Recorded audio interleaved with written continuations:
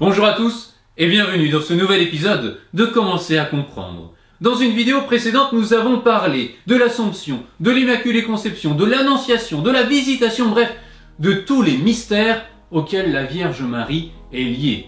Eh bien, aujourd'hui, nous allons suivre à nouveau Marie. Mais cette fois-ci, nous allons la suivre parce qu'elle est avant tout un modèle de foi.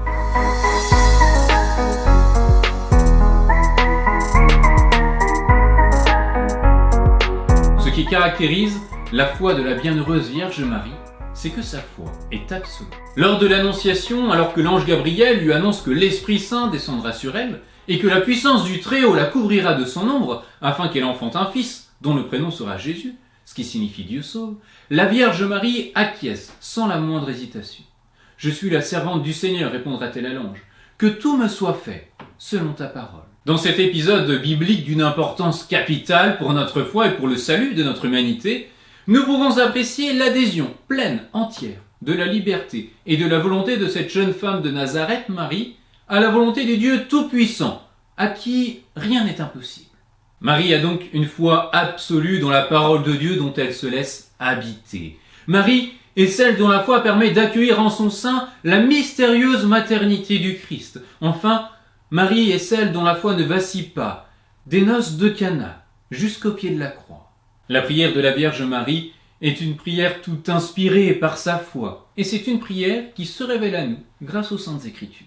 Lorsque Marie prie, son cœur parle avec les mots de Dieu. Ainsi, dans le Magnificat, sa prière va s'exprimer sous la forme d'une louange qui est pétrie de références aux psaumes. Bien des années plus tard, lors des noces de Cana, un épisode que nous connaissons bien, c'est la prière de Marie qui poussera Jésus à accomplir le premier de ses nombreux miracles. En s'adressant aux serviteurs du repas, Marie nous donne même la devise de sa foi. Tout ce qu'il vous dira, faites-le. Enfin, après l'ascension de Jésus, Marie se tiendra comme une mère fidèle et aimante au milieu des apôtres, dont elle soutiendra la mission par sa prière. Et aujourd'hui encore, nous savons que depuis le royaume de son Fils bien-aimé, Marie agit envers nous, comme une mère priante et dévouée, comme une mère qui souhaite ardemment le salut et l'épanouissement de chacun de ses enfants.